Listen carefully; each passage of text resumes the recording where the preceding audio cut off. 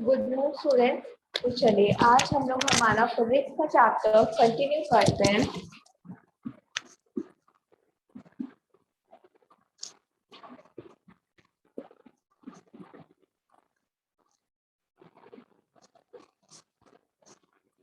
Chapter second हम लोग continue करते हैं, जिसमें हम लोग आज का जो हमारा टॉपिक है वो है एटमॉस्फेरिक रिफ्रैक्शन। इसको हम पढ़ेंगे। तो सबसे पहले हम लोग ये पढ़ते हैं कि जो एटमॉस्फेरिक रिफ्रैक्शन होते हैं ये क्या होते हैं। In the last chapter we have learned about refraction. तो इससे पहले वाला जो हमारा चैप्टर फर्स्ट था इसमें हमने रिफ्रैक्शन के बारे में सीखा था कि रिफ्रैक्शंस क्या होते हैं। Of time take place when light rays oblique passes through one medium to another medium to different optical densities. तो जिसमें क्या होती है, जो हमारी लाइन होती है मीन्स जो लाइट होती है वो क्या होती है, एक मीडियम से जब दूसरे मीडियम में ट्रैवल करती है। In the Earth's atmosphere, there is air all around. तो जैसे कि आपको पता है कि हमारा जो अर्थ का एटमॉस्फेयर है इसमें जो एयर है वो क्या है, वो चारों तरफ प्रेजेंट है। However, the temperature of air in cold atmosphere is not same. और पर उसके साथ साथ जैसे कि आपको पता है कि हमारे अर्थ पे हमारा जो एटमॉस्फेयर है उसमें एयर प्रेजेंट है, पर उसके साथ साथ जो टेम्परेचर है वो क्या है, वो हर जगह सेम। हमारे पूरे एटमॉस्फेयर में जो टेम्परेचर है वो हर जगह का सेम नहीं है। Some of the air layers of the atmosphere are comparatively colder, whereas other layers of the atmosphere are comparatively warmer. तो हमारे एटमॉस्फेयर की जो लेयर्स है उसमें से कुछ क्या है, कुछ ठंडी है तो कुछ वार्मर है। The cooler air layer of atmosphere has higher optical density. जो कूलर एयर लेयर्स हैं उनमें जो हायर ऑप्टिकल डेंसिटी है वो ज्यादा है and behave as an optical denser medium. और ये किस तरीके से बिहेव करते हैं, ये ऑप्टिकल डेंसर मीडियम की तरह बिहेव करते हैं। The hotter air layer of atmosphere has somewhat lower optical density. और जो हॉटर लेयर है एटमॉस्फेयर का उसमें क्या है, उसमें लोअर ऑप्टिकल डेंसिटी है and behave as an optical rarer medium. और किसकी तरह बिहेव करते हैं, ये एक ऑप्टिकल रेयर मीडियम की तरह बिहेव करते हैं। तो मीन्स जो हमारा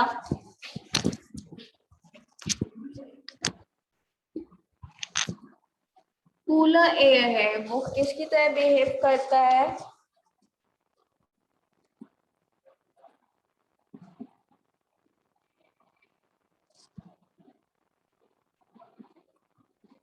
हाई ऑप्टिकल डेंसिटी की तरह एंड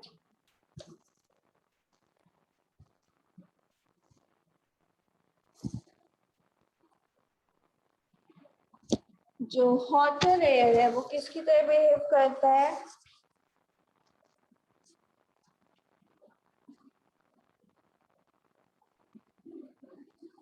ऑप्टिकल डेंसिटी की तरह बिहेव करता है।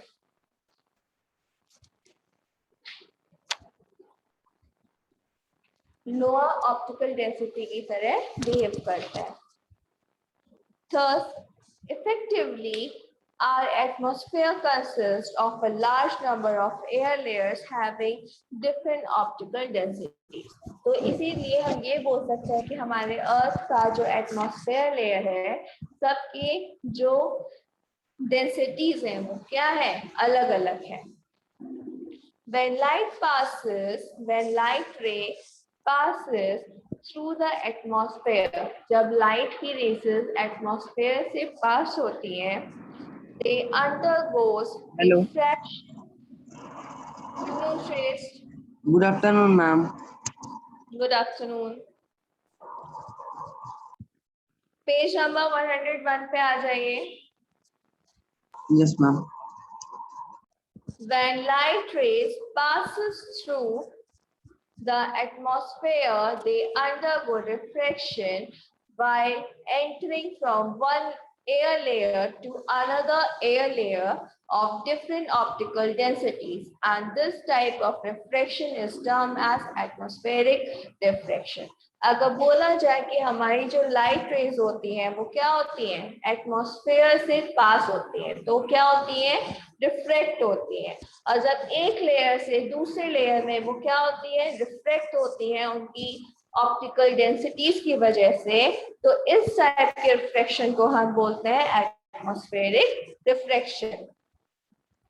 अब नेक्स्ट आते हैं हम observation of atmospheric refraction in laboratory. अब हम लेबोरेटरीज में हम इसको कैसे देख सकते हैं इसके बारे में हम पढ़ेंगे। When we observe objects seen through a turbulent stream of hot air rising above a fire or a heat radiator, the object appears to be flickering. जब हम क्या करें, जब हम एक turbulent स्टीम से हॉट एयर को पास होते हुए देखते हैं और उस हॉट एयर के थ्रू हम किसी ऑब्जेक्ट को देखते हैं, तो हमें कैसा फील होता है, हमें ऐसा फील होता है कि जो हमारा ऑब्जेक्ट है वो क्या कर रहा है, फ्रिकल कर रहा है, मतलब कि हिल रहा है।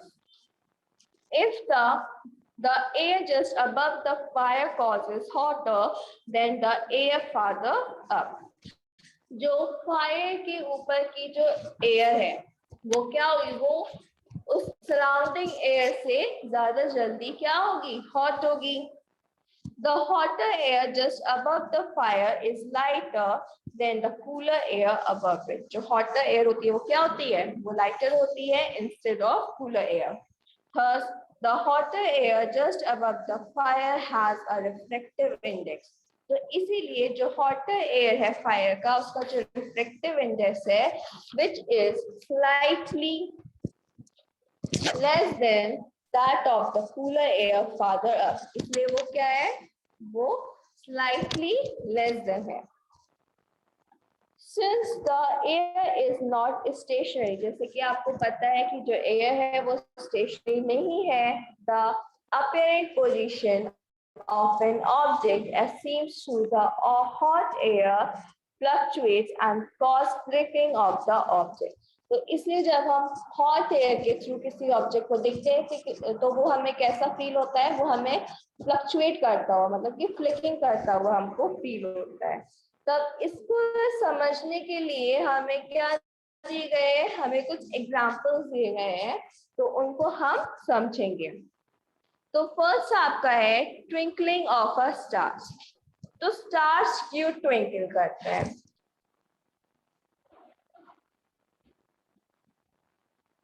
तो जैसे कि आपको पता है कि स्टार्स क्या होते हैं, एक टाइम में, एक सेकेंड में ब्राइट होते हैं, ब्राइट शो होते हैं, तो एक सेकेंड में हमको डिम शो होते हैं, है ना।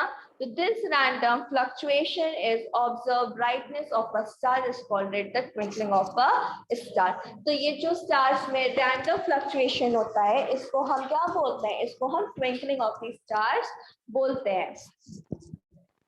When light comes from the star enters the Earth atmosphere, it undergoes atmospheric refraction on account of varying optical densities of air at different heights. जब क्या होती है, स्टार की लाइट हमारे अर्थ एटमॉस्फेयर में एंटर करती है, तो क्या करती है, जैसे कि आपको पता है कि हमारा अर्थ का जो एटमॉस्फेयर होता है उसमें कई सारे लेयर्स हैं, है ना, एयर के कई सारे लेयर्स प्रेजेंट हैं। तो वो क्या करती है, उन अलग अलग एयर लेयर्स के थ्रू क्या करती है, ट्रैवल करते हुए आती है। तो जिसकी वजह से क्या होता है, जो इसकी हाइट होती है वो सब लेयर्स की हाइट डिफर करती है, लाइट फ्लक्चुएट करती है। The continuously changing atmosphere reflects the light from a star by different amount at different moments. तो इसीलिए जो लाइट ट्रैवल करके आ रही होती है वो हमें अलग अमाउंट में और अलग रिफ्लेक्शन में क्या होती है, अलग मोमेंट पे शो होती है। तो इसीलिए लाइट, जो स्टार की लाइट होती है वो हमें एक टाइम पे ब्राइट और एक सेकेंड में डिम शो होती है। तो ये था आपका twinkling of a star.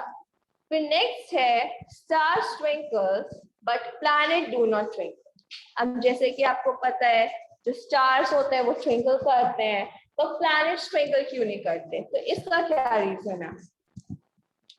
The star is situated very distant from the earth and behave approx at a point size source of light। जैसे कि आपको पता है कि जो स्टार्स हैं वो क्या है, वो अर्थ से काफी ज्यादा दूर प्रेजेंट है, और वो किस टाइप की लाइट को हमें शो करते हैं? पॉइंट साइज की लाइट को हमें शो होती है। As a path of light rays coming from the star, जो लाइट रेस की जो पाथ है जो स्टार से आ रही है, behaving as a source point source, तो वो किस तरीके का बिहेव करती है? पॉइंट सोर्स के तरीके का बिहेव करती है। goes on varying slightly due to atmospheric refraction। और क्या होता है? एटमॉस्फेरिक रिफ्रेक्शन की वजह से काफी ज्यादा वो देर तक आती है। The amount of light enters the eye flickers and the star twinkles। और फिर जो अमाउंट ऑफ लाइट क्या होती है? आती है, हमारी अर्थ तक रीच करती है, हमारी आईज में जाती है, और हमें क्या होता है? हमें हमारी आईज जो है फ्लिकर करती हैं, और हमें ऐसा फील होता है कि हमारी जो आईज है वो क्या कर रही है? वो ट्विंकल कर रही है। The planets are much closer to the earth। अब हम पढ़ते हैं प्लैनेट्स के बारे में। तो जैसे कि आपको पता है कि जो प्लैनेट्स हैं वो क्या है? अर्थ के काफी ज्यादा क्लोज है। And third seen as extended sources, जिनको हम एक्सटेंडेड सोर्सेस के थ्रू देख भी सकते हैं। So a planet may be considered as a collection of a large number of point-sized sources of light। तो हम ये बोल सकते हैं कि जो हमारे प्लैनेट्स हैं ये क्या है? पॉइंट साइज सोर्स के काफी ज्यादा कलेक्शंस हैं। Although amount of light coming from each point size differs on amount of atmospheric refraction। तो जो भी अमाउंट ऑफ लाइट क्या होती है? आ रही होती है, वो फिकल कर जाती है हमारे एटमॉस्फेरिक रिफ्लेक्शन में। Yet the total amount of light entering in our eye of an individual point size source to an extended source amount of light emerging extended source will practically remain unchanged। Therefore the planets do not twinkle। तो क्या होता है? जो light आ रही होती है वो exactly पूरी क्या होती है? हमारे आईज में एंटर करती है, पॉइंट साइज में एंटर कर जाती है, ट्विंकल नहीं करती है, जिसकी वजह से क्या होता है? हमको जो प्लैनेट्स होते हैं वो जो ट्विंकल करते हुए शो नहीं होते हैं। अब नेक्स्ट आता है हमारा the apparent position of a star appears slightly higher than in actual position। तो स्टार्स की जो पोजीशन होती है वो हमें क्या होती है? वो हमें लिटिल बिट हायर शो होती है।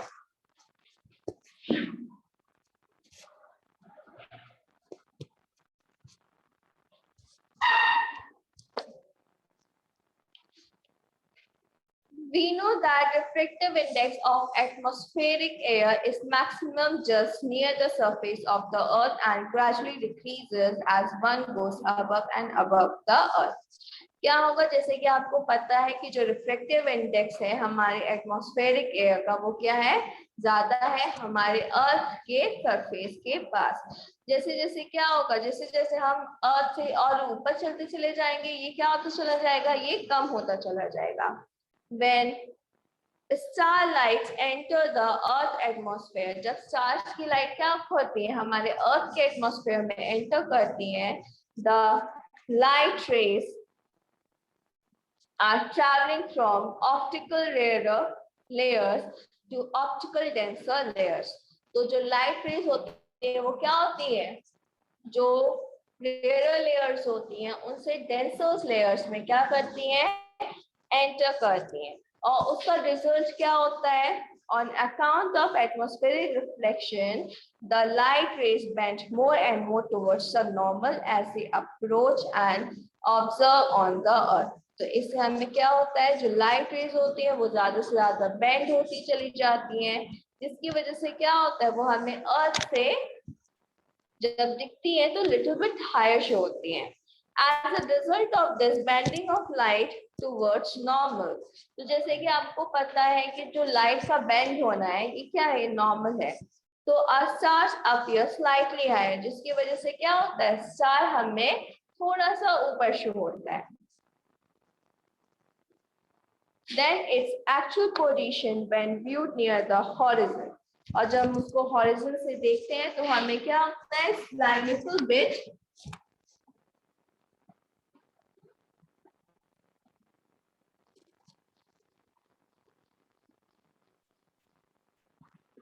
जैसे कि आपकी आई है और ये आपका स्टार है, जो स्टार की एक्चुअल पोजीशन है। यहाँ से क्या हो रही है, लाइट बेंड होते हुए हमारे आईज में आ रही है। पर जब हम इसको देखेंगे तो ये जो लाइट होगी ये हम कैसे देखेंगे, हम स्ट्रेट देखेंगे। तो जब हम इसको स्ट्रेट देखेंगे तो स्टार क्या होगा, अपनी एक्चुअल पोजीशन से हमें लिटिल बिट हायर शो होगा। तो यही एक इसका रीजन है, क्योंकि जो लाइट होती है वो क्या होती है, रेयर लेयर से ऑप्टिकल टेंसर्स लेयर से क्या होती है, मूव करते हुए आ रही होती है। ठीक है, अब नेक्स्ट आता है हमारा advance sunshine and delayed sunset.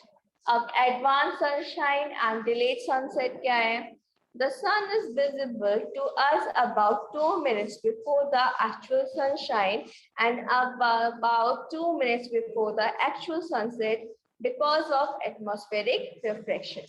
Atmospheric refraction की वजह से जो sun होता है ये हमें 2 मिनट जल्दी और 2 मिनट बाद क्या होता है, हमें शो होता है सनराइज से और सनसेट होने से पहले। By actual sunrise, we mean the actual crossing of the horizon of the sun. जब सनराइज होता है तो उसका मतलब क्या होता है, जो उसका हॉरिजन है उसको एक्चुअली में क्रॉस करना होता है। The actual and apparent position of the sun which appears to the horizon, तो क्या होता है, हमें हॉरिजन में उसका एक्चुअल और apparent position शो होता है। The refractive index of air with respect to vacuum is 1.003. जो वैक्यूम का रिफ्रैक्टिव इंडेक्स है वो क्या है, 1.003 है। Due to this, the apparent shift in the direction of the sun as seen by the observer of the earth. तो हम ये बोल सकते हैं कि जो हमारा apparent shift है, डायरेक्शन है, वो हमें किस पे शो हो रहा है, हमारे अर्थ पे शो हो रहा है। It is about half degree and the corresponding time difference between actual sunshine and apparent sunshine. और यही जो टाइम डिफरेंस होता है, ये जो डिग्री का डिफरेंस होता है, यही क्या होता है, यही हमारा टाइम डिफरेंस होता है, जिसकी वजह से जो सन होता है ये क्या होता है, हमें 2 मिनट पहले और 2 मिनट बाद शो होता है सनराइज और सनसेट के होने से। Therefore, the apparent duration of daytime from sunrise to sunset is about 4 minutes more than the time true duration. तो इसीलिए डे टाइम, जो हमारा डे टाइम है सनराइज और सनसेट होने से पहले, वो अपरेंट कितना मिनट पहले है, 4 मिनट पहले तक होता है एक्चुअल जो ट्रू ड्यूरेशन है उससे। अब नेक्स्ट है हमारा shape of the sun at sunrise and sunset. जो सन का शेप है वो भी क्या हो जाता है, सनराइज और सनसेट होने पे चेंज हो जाता है। The sun when situated near the horizon, जब सन हमारा क्या होता है, हॉरिजन के पास होता है, appears to be oval shape. तो हमें किस तरह के शेप का अपीयर होता है, ओवल शेप का अपीयर होता है, on account of atmospheric refraction. इसकी वजह से एटमॉस्फेरिक रिफ्रैक्शन की वजह से। तो ये था हमारा एटमॉस्फेरिक रिफ्रैक्शन। अब हम लोग पढ़ते हैं scattering of light. Scattering of light क्या होती है? Scattering of light is the process due to which light gets deflected and diffused all over as a result of it interplays with tiny matter particles. जो scattering of light होती है ये वो process होता है जिसमें जो लाइट होती है वो क्या हो जाती है, डिफ्लेक्ट हो जाती है सभी डिफ्यूजन्स पे, जिसका रिजल्ट क्या होता है, हमें टाइनी मैटर पार्टिकल्स मिल जाते हैं. When sunlight enters the atmosphere of the earth, जब सनलाइट क्या करती है हमारे अर्थ के एटमॉस्फेयर पे एंटर करती है, it interplays with atoms and molecules of different gases present in the atmosphere. तो ये क्या करती है, हमारे एटमॉस्फेयर में जो भी एटम्स एंड मॉलिक्यूल्स प्रेजेंट है उनके साथ में इंटरप्ले करती है and get scattered in the atmospheric particles. और जो atmospheric particles होते हैं उसमें फैल जाती है, scatter कर जाती है. The amount of molecules or particles which cause scattering of light is known as the scatter particles. वो एटम्स और मॉलिक्यूल्स जो क्या करते हैं, लाइट को स्कैटर होने में हेल्प करते हैं, उन पार्टिकल्स को, उन एटम्स और मॉलिक्यूल्स को हम क्या बोलते हैं, स्कैटर पार्टिकल्स बोलते हैं.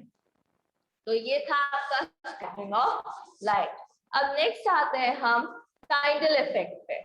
टाइडल इफेक्ट्स क्या होते हैं, the phenomena of scattering of light by suspended particles present in a medium through which a beam of light passes, and as a result of this the path of light beams become visible, is known as tidal effect.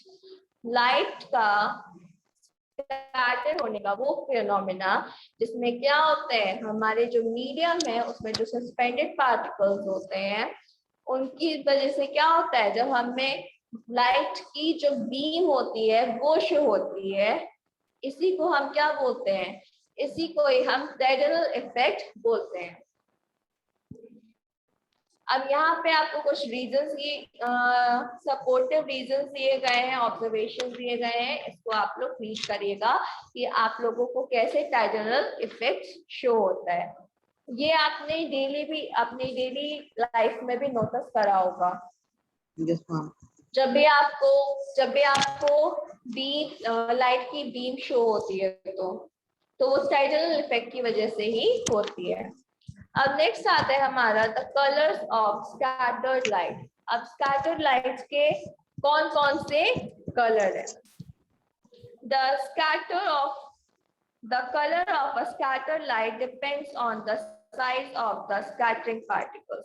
जो scatter light के colours होते हैं वो किस पे depend करते हैं, scattering particles पे डिपेंड करते हैं. तो फर्स्ट है, if size A of scattering particles is much lesser than the wavelength of light falling on a scattering particles, light of shorter wavelengths are scattered much more than the light of longer wavelength. अगर आपसे बोला जाए कि अगर एक size A है,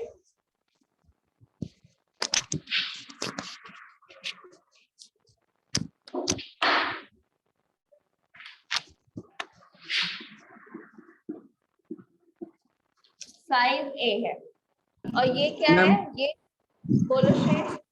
ma'am video of है क्या? नहीं मैम वीडियो नहीं आ रही है, पूरी ब्लैक स्क्रीन है. श्रेष्ठ एक बार एग्जिट होके दोबारा एंट्री करिए, वीडियो तो ऑन है यहाँ से. If size A of scattering particles is much lesser than the wavelength, अगर क्या है,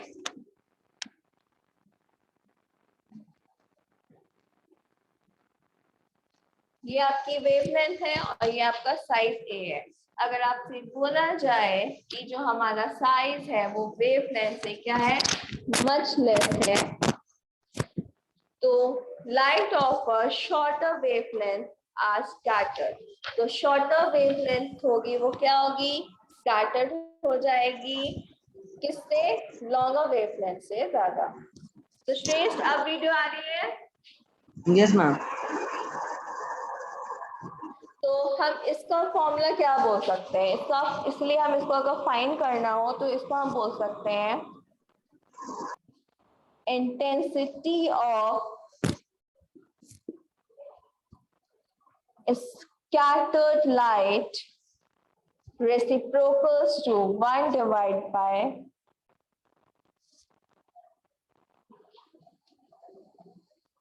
wavelength of light power 4 or 1 divided by wavelength sine 4.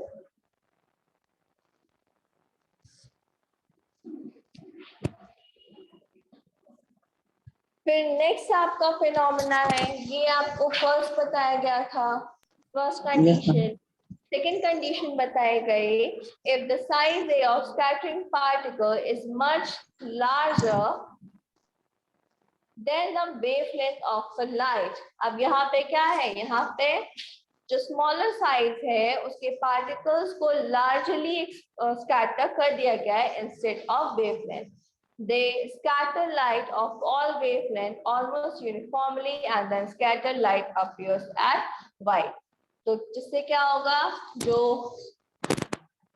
scattered light है वो पूरे में यूनिफॉर्मली क्या हो जाएगी, स्कैटर्ड हो जाएगी, और जो लाइट होगी वो हमें व्हाइट अपीयर शो होगी। उसके बाद में नेक्स्ट आपका शो होता है experiment to demonstrate tidal effect. यहाँ पे एक्सपेरिमेंट करा गया है जो टाइडल इफेक्ट को डेमोन्स्ट्रेट करके बता रहा है। तो इसको क्या करना है, इसको आप लोग खुद से रीड करिएगा।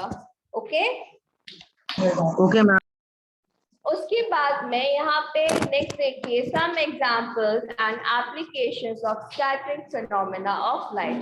यहाँ पे हमें क्या करे गए हैं, कुछ एग्जांपल्स बताए गए हैं कि जो हमारी लाइट है वो क्यों स्कैटर करती है। क्या है आपका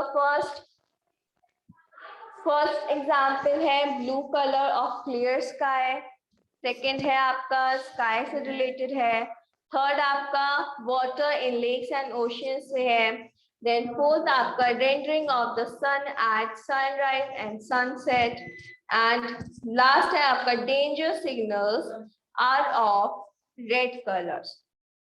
और इसी तरीके से क्या करे गए हैं, आपको कई सारे एग्जाम्पल्स दिए गए हैं कलर से रिलेटेड। ठीक है, तो इसको क्या करिएगा, इसको आप लोग पढ़िएगा।